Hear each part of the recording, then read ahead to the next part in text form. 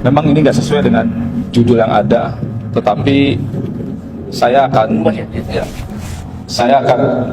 bertanggung jawab terhadap apa yang pernah saya katakan, gitu. Karena kami di sini saya bawa kawan-kawan, ada 6 orang mantan narapidana terorisme, Pak.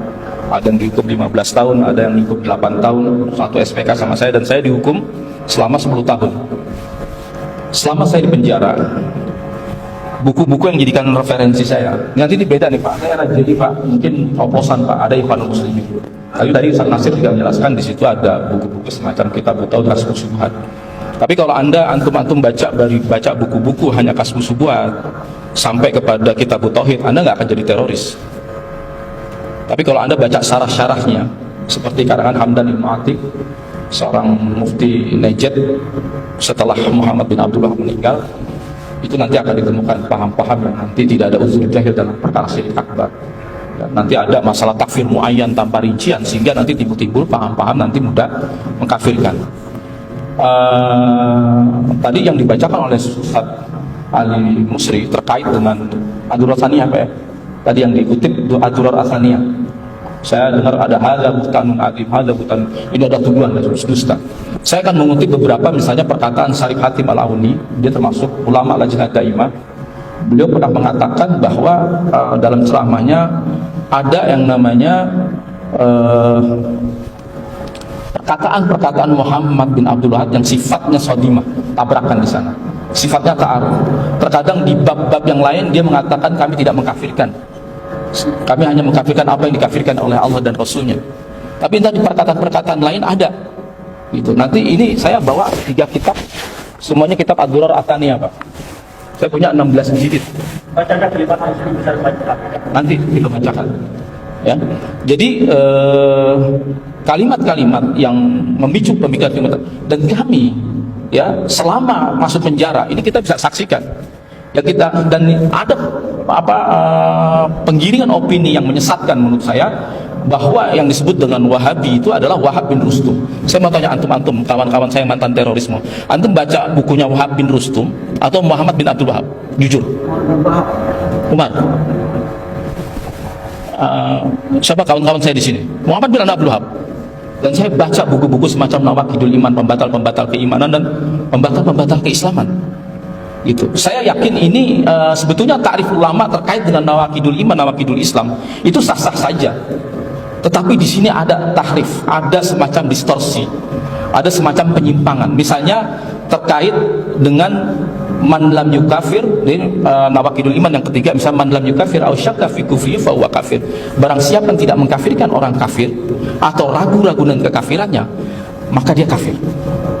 Oke lah, kalau kekafirannya yang diijmakan oleh para ulama atau yang disebutkan oleh Al-Quran dan disebutkan dalam As-Sunnah, boleh kita sepakat gitu. Tetapi kalau kekafiran yang perkaranya masih debatable, terkait ubadul kubur, orang yang melakukan istighotha, melakukan yang namanya tawasul atau tabaruk kepada orang-orang soleh yang sudah mati, ini perkara-perkara yang sebetulnya masih diikhtilafi oleh para ulama, tapi ini diklaim sebagai perkara-perkara syirik. Dan saya khawatir, Pak, nanti apa yang terjadi di Sinai dan di Masjid Raudah 2017, bagaimana orang-orang JAD, orang-orang ISIS pada saat itu pernah mengatakan, wallahi hadhil ghazwatul mubarakah, demi Allah ini adalah peperangan barokah, kata mereka. Ya, sambil mereka habis membantai jamaah masjid yang ada di situ, lalu dibom 300 salah satu mi'ah wa khamsin, ya, qatlun min ubadul kubur wa syahawatu murtad, terbunuh 350 orang dari orang-orang penyembah kuburan. Istilah-istilah kayak gini dapat dari mana? Banyak di Durar Tsaniyah. Istilah ubadul kubur, maksudnya apa? Ubadul kubur tersebut orang yang melakukan istighosa, tabaruk, tawasul dan sebagainya, yang dianggap ini adalah kesyirikan. Dan itu jelas, Pak, terlihat, Pak, gitu. Dan itu dibantai, Pak, dibom dan sebagainya. Pahamnya dapat dari mana?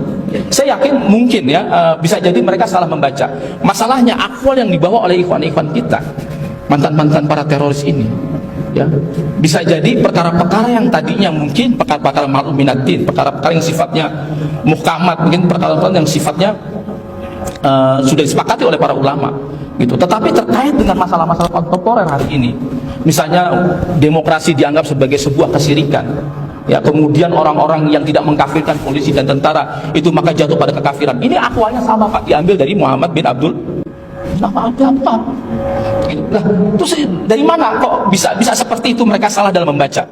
Gitu. Inilah yang kemudian menurut saya 3.000 teroris yang ditangkap oleh Densus 88 sejak 2020 dari bom Natal sampai hari ini 2022 itu kebanyakan jargonnya adalah orang yang ingin kembali memperjuangkan Quran dan As-Sunnah.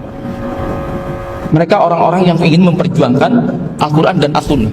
Secara ini saya setuju, kembali kepada Quran Sunnah kita wajib, karena itu memang merupakan pusaka atau ini merupakan janji Rasulullah SAW. Ma taraktu fikum amrayni ma tamassaktum bihima lan tadi abada kitaballah wa sunnatur rasul. Ya, kita berpegang dengan Al-Quran dan As-Sunnah. Masalahnya banyak kawan-kawan yang baru ikut pesantren, ikut daurah pesantren kilat, ya, lalu keluar dari pesantren, ya, katanya belajar sejam 2 jam, dia masalah bid'ah. Dia sudah tahu mana syirik, dia sudah tahu mana tauhid. Lalu kemudian dia mulai menyalah-nyalahkan amalan-amalan saudara-saudara kita di luar daripada kelompok kita. Ini yang kami lakukan. Kami nggak ujuk-ujuk Pak melakukan bom, tembak sana, tembak sini, bom sana, bom sini, sebelum punya paham-paham yang namanya paham intoleransi dulu. Tidak menghormati daripada kebiasaan masyarakat kita yang sudah beratus-ratus tahun.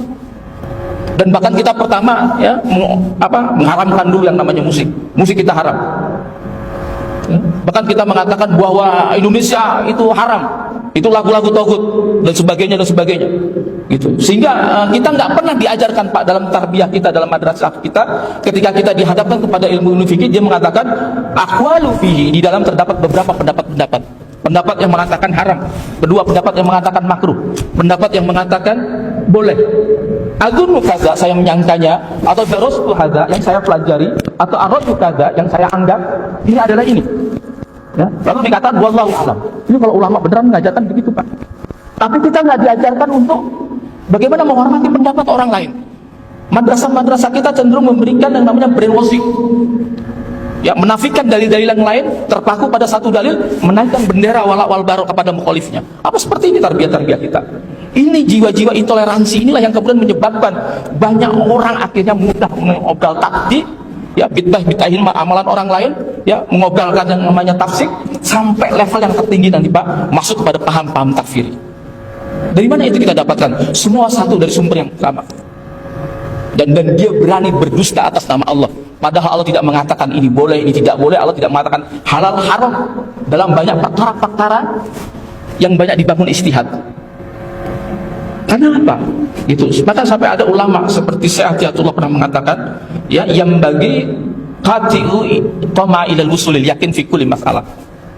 Ya kan? Hendaknya, ya, kita memutuskan sampai pada taraf yakin, ya, di dalam dalam banyak masalah-masalah yang banyak dibangun istihad. Kenapa? Karena dalam masalah-masalah fikih, dalam perkara-perkara yang sifatnya nuzul, itu adalah mabdiyun ala ghalabatul dhon. Itu banyak dibangun oleh pendapat mana yang terkuat. Anda nggak boleh klaim itu pendapat-pendapat yang sifatnya banyak dibangun istihad bahwa ini dari Allah dan Rasulnya. Dan berapa banyak ikhwah-ikhwah, ya, ketika itu selalu ini dari Allah, ini dari Rasulnya, seakan-akan dia merupakan wakil dari Allah dan Rasulnya. Seakan-akan dia wakil dari Allah dan Rasulnya, padahal Allah tidak berdusta atas nama Allah, berdusta atas nama Rasulullah. Dan ini banyak Pak, ya. Saya khawatir bahwa kawan-kawan yang kemudian udah kita nggak usah bermadzhab, ya. Bahkan kita sempat dengar bagaimana beberapa ustadz yang kemarin sudah almarhum, ketika di Libya, dia ketika mendapatkan pelajaran Bulughul Maram, ya, dia keluar. Kenapa? Karena akidah daripada orang-orang yang mengarang Bulughul Maram semacam Ibnu Hajar Asqalani itu akidahnya adalah akidah Asy'ariyah. Dalam banyak kitab-kitab nejed Pak. Maka kalau bicara nejed jangan cuma Muhammad bin Abdul Wahhab Pak. Namanya nanti kita bisa baca misalnya kayak kitab-kitab misalnya kayak Sabilun Najwa wal Fikah, ya, karangan oleh Hamdan bin